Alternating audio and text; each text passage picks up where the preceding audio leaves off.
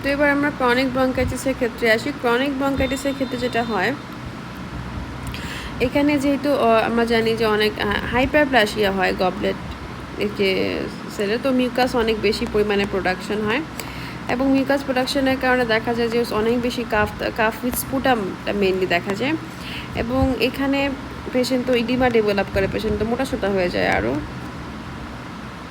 আর এদিকে কি হয় দেখো, মিউকাসের প্রোডাকশন হয় যার কারণে কিন্তু এই যে এয়ারওয়েটা এখানে ব্লকেজ হয়ে যায়, ঠিক আছে। এয়ারওয়েটা ব্লকেজ হয়ে গেলে কি হবে,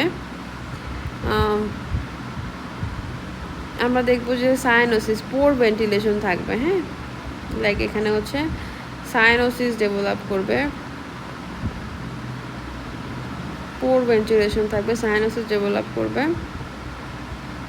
আর যেহেতু এখানে ভেন্টিলেশনটা পোর হচ্ছে, সায়ানোসিস হচ্ছে, আমরা দেখবো যে এখানে দেখা যাচ্ছে যে ইডিমা ডেভেলপ করবে ক্রনিক হাইপোক্সিয়া থেকে আলটিমেটলি দেখে দেখা যাবে যে ইডিমা ডেভেলপ করতেছে, করপালমোনালি হয়ে ইডিমা ডেভেলপ করতেছে, যেটা আমরা এতক্ষণ প্রসেসটা পড়ে আসছি।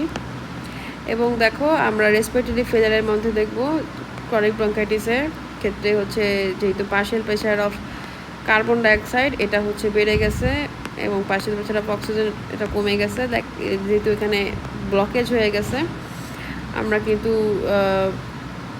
ভেন্টিলেশন আমাদের পোর হয়ে গেছে, দ্যাটস ওয়াই এখানে হচ্ছে রিটেইনড হচ্ছে কার্বন ডাইঅক্সাইড আর ইনঅ্যাডিকুয়েট অক্সিজেনেশন হচ্ছে বা হাইপোক্সেমিয়াটা হচ্ছে।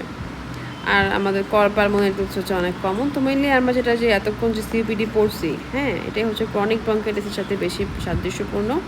এবং এটা হচ্ছে ব্লু বোটার, এটাকে ব্লু কেন বলা থাকে, যেহেতু সায়ানোসিস আছে, আর ব্লোটার কেন বলা থাকে, যেহেতু ইডেমা আছে, মানে ফর্মুলাটা সেটা হয়ে গেছে, তাই হচ্ছে ব্লোটার।